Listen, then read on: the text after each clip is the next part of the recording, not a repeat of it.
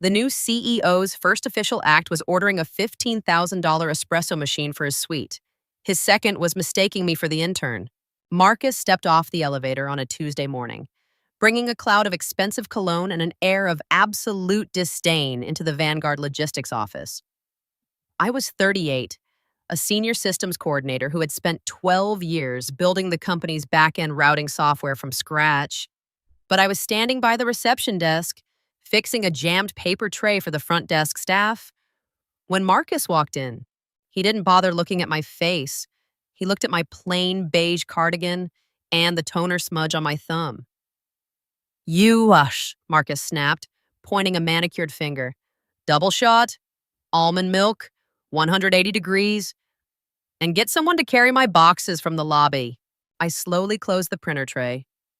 The receptionist, a young girl named Lily, went pale and opened her mouth to correct him. I caught Lily's eye and gave a subtle shake of my head. There was no point in arguing with a man who had already decided what my worth was based on a glance. "Right away," I replied, my voice perfectly level. I walked to the break room and made the coffee. I didn't spit in it. I didn't burn the milk. I made it exactly to his specifications and placed it on his new mahogany desk. Marcus was already on his phone, loudly complaining to someone about the archaic decor of the building. He waved a hand to dismiss me without a word of thanks. I walked back to my cubicle, sat down, and immediately pulled up the corporate directory. Marcus thought I was the bottom of the food chain. He didn't know I had full administrative access to the company's server network. By Friday, Marcus had fired 3 veteran managers and replaced them with his former college fraternity brothers. The office atmosphere shifted from collaborative to a dictatorship overnight. I received an email at 4 p.m. instructing me to move my belongings from my window office to a small cubicle near the supply closet. Attached was a revised organizational chart. My title had been quietly changed from Senior Systems Coordinator to Administrative Support Analyst. My core projects were handed over to a guy named Todd, who had zero background in supply chain management. Instead of storming into Marcus's office or drafting a tearful resignation letter, I started packing. A colleague, David, stopped by my desk. "Quinn, you can't just take this. You built the routing matrix. Todd doesn't even know how to log into the mainframe." "I know," I murmured, carefully placing my notebooks into a cardboard box. But throwing a tantrum won't change Marcus's mind. It will only give him an excuse to fire me with cause. I moved my things to the dusty cubicle near the supply room. It was quiet here.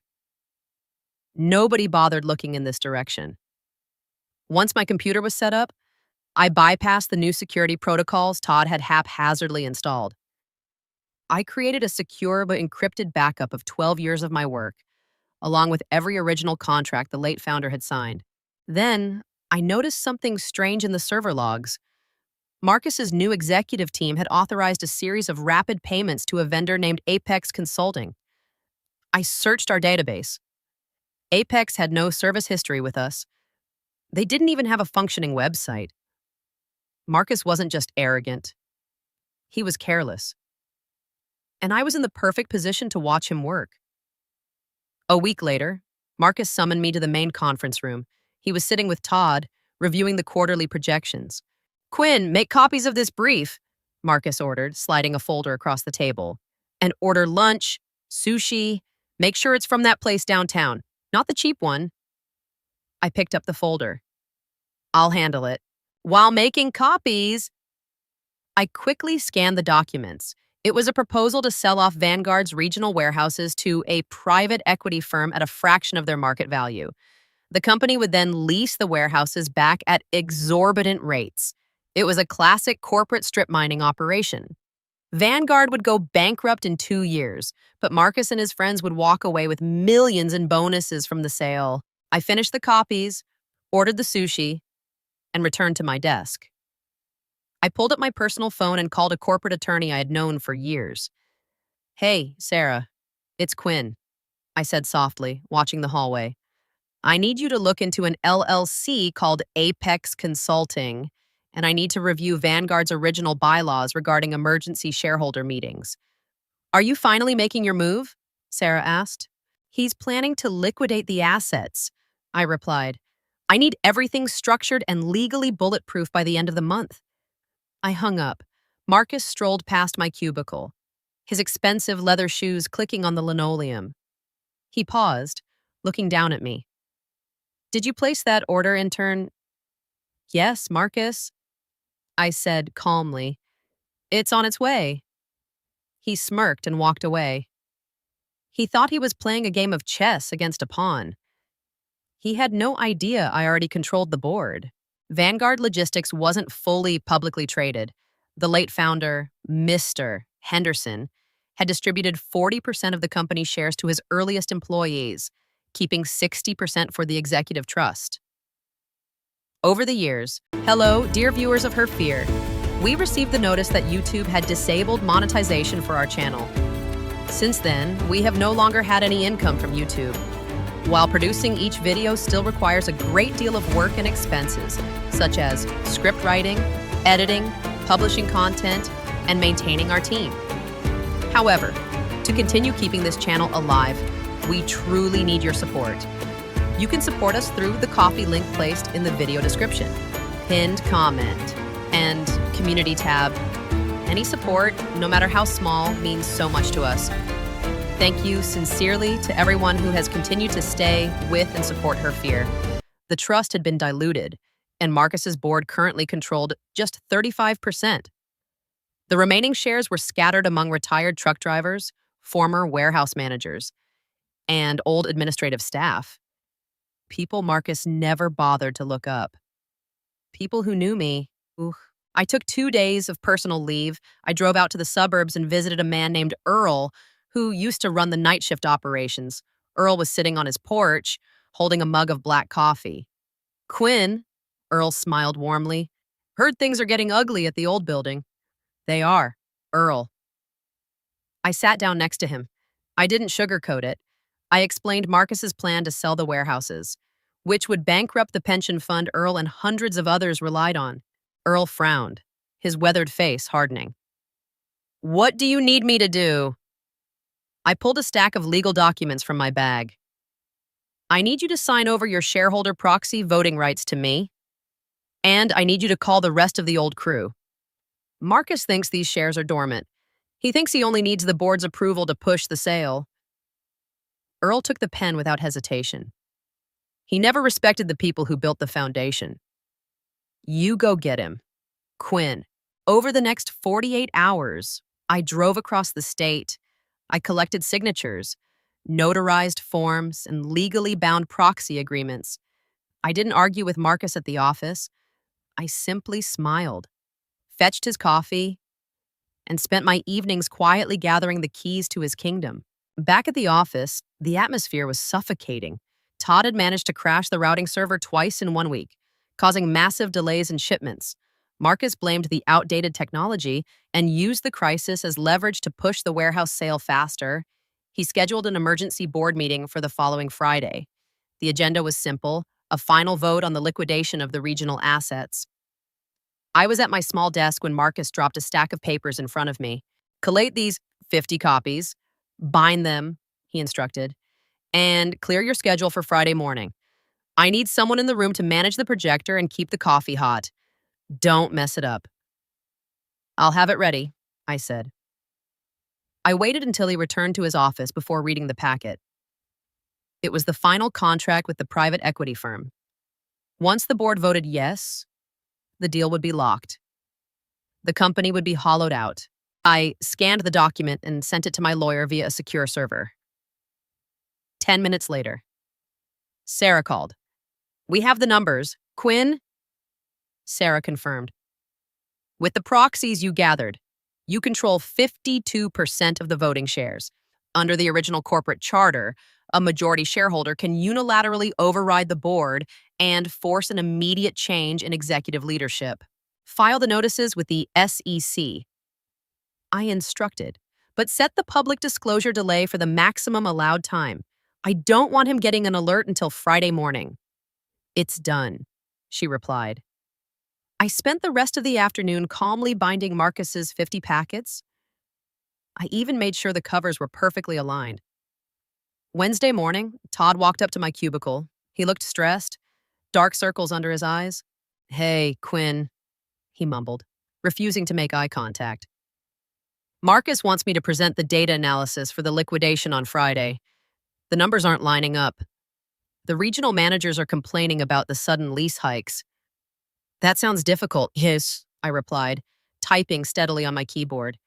"Could you maybe fix the spreadsheet? Just make it look like the margins are better than they are." I stopped typing and looked at him. This was the moment a less disciplined person would have screamed, throwing 12 years of frustration in his face. Instead, I saved my document and stood up.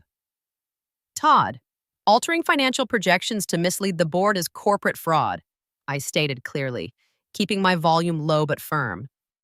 "I am an administrative assistant. Financial modeling is outside my job description. If you need help, you should ask Marcus." Todd flushed red and backed away. "Fine, forget I asked." I immediately drafted an email to my personal de-encrypted server, documenting Todd's request to manipulate the financial data on behalf of the CEO. It was just another piece of ammunition. I didn't let their incompetence ruin my day. I took my lunch break at a nice cafe down the street. I reviewed the final bylaws clause by clause. Everything was perfect. Marcus was so focused on pushing his deal through that he had completely ignored the corporate structure of the company he was trying to destroy. He assumed power was handed down from his title. He was about to learn that real power is written in the fine print. Thursday evening, the office was mostly empty. The sun cast long, orange shadows across the rows of cubicles. I stayed late, sitting in my designated corner.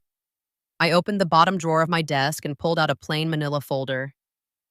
Inside was the proxy registry, officially verified by the state, alongside a legally drafted resolution invoking Clause 4B of the Vanguard Charter, the immediate termination of the chief executive officer for breach of fiduciary duty.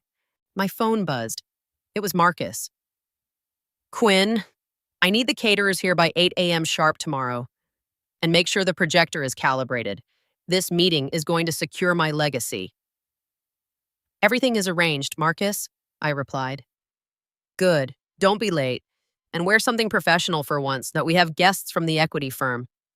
He hung up. I placed the manila folder into my leather briefcase. I felt no anxiety, no nervous fluttering in my stomach. When you spend months carefully building a reinforced steel trap, you don't worry about whether it will snap shut. You only wait for the prey to step on the trigger. I turned off my computer, grabbed my coat, and walked out of the building. The security guard, Mike, nodded at me. "Have a good night, Quinn. Big day tomorrow," Mike asked. "Very big, Mike." I smiled slightly. "If things get loud in the boardroom tomorrow around 9, don't rush in right away." Mike chuckled, thinking I was joking. I walked to my car, enjoying the cool evening air. The preparation was over. Friday morning arrived with heavy rain. I walked into the boardroom at 7:30 a.m. I wore a tailored navy suit, the exact kind of suit an executive wears, though Marcus was too blind to notice. I arranged the leather chairs. I set up the coffee station by the sidewall. I placed Marcus's glossy, perfectly bound liquidation proposals at every seat. Then, under Marcus's personal packet at the head of the table, I slipped my plain manila folder. By 8:45 a.m., the room began to fill. The board members, mostly Marcus's cronies, took their seats, shaking off umbrellas and laughing loudly. 3 representatives from the private equity firm sat near the back, looking like sharks waiting for a meal. Marcus entered last, flanked by Todd. He looked triumphant, a smug grin plastered across his face. He walked to the head of the table and threw his phone down. He didn't look at the manila folder beneath his packet. He just looked at me standing quietly by the side wall. "All right, let's get this done," Marcus announced, clapping his hands together. He turned to me, snapping his fingers. This was it. The moment he had spent weeks building up to. The moment he thought he owned the world. I stood still, my hands folded comfortably in front of me. Bring the coffee. Intern. New CEO snapped, pointing at his empty ceramic cup. I walked over to the coffee pot. I poured a single cup. Black. I walked slowly to the head of the table and placed the cup down precisely next to his phone. Now sit in the back, he waved dismissively, turning his attention to the equity partners. I didn't walk to the back. I walked to the podium at the front of the room. I stepped behind it and looked out over the long mahogany table. The room suddenly grew quiet. Todd looked confused. The board members stopped laughing. Marcus turned his head, his face twisting in irritation. "What are you doing? Sit down!" he yelled. I reached out and tapped the mic. The sharp feedback echoed off the glass walls. Item 1. I spoke into the microphone, my voice steady and completely devoid of emotion. Removing him, Marcus let out a harsh, incredulous laugh. Have you lost your mind, security? He reached for his phone.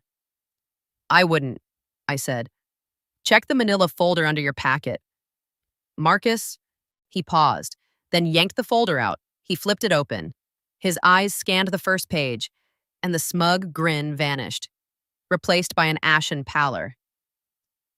As of 8 a.m. this morning, I continued, addressing the silent room.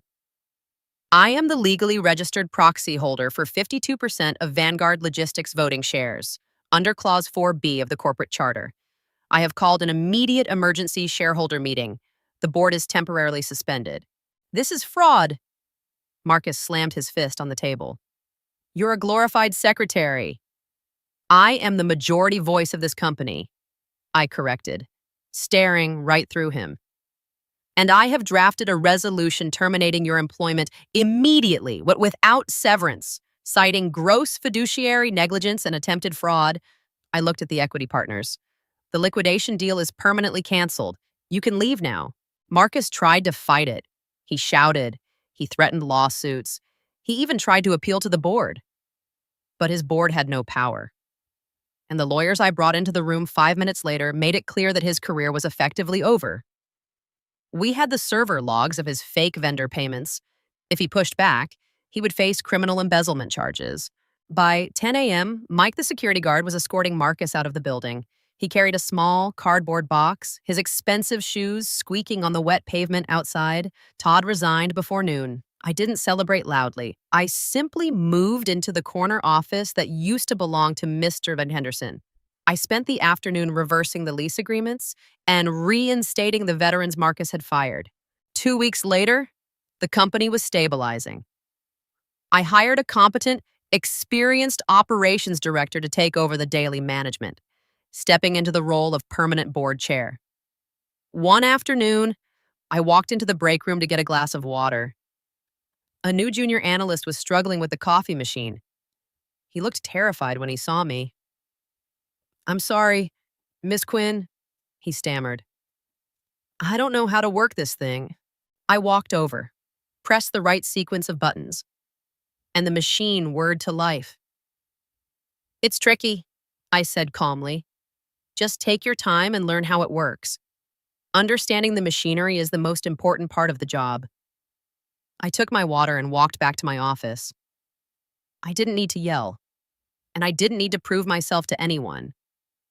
The company was safe, my boundaries were set, and my future was entirely in my own hands. Cuando alguien nos subestima por nuestra posición o apariencia, el instinto natural es alzar la voz o intentar demostrar nuestro valor de inmediato. Sin embargo, esta historia nos recuerda que no hay necesidad de desgastarse en discusiones vacías ni en estallidos emocionales. La invisibilidad puede ser una ventaja táctica. Si te consideran solo una pieza más del mobiliario, úsalo a tu favor para observar, planificar y prepararte en silencio. Recuperar el control de una situación injusta no se trata de quién grita más fuerte, sino de quién conoce mejor las reglas del juego. Al final, la respuesta más contundente a la arrogancia no es el enojo, sino la acción precisa y bien fundamentada. No hace falta ser la persona más ruidosa de la sala para cambiar el rumbo de las cosas. Basta con ser la mejor preparada. Hello, dear viewers of Her Fear. We received the notice that YouTube had disabled monetization for our channel. Since then, we have no longer had any income from YouTube. While producing each video still requires a great deal of work and expenses such as script writing, editing, publishing content, and maintaining our team. However, to continue keeping this channel alive, we truly need your support. You can support us through the Coffee link placed in the video description, pinned comment, and community tab. Any support, no matter how small, means so much to us. Thank you sincerely to everyone who has continued to stay with and support Her Fear.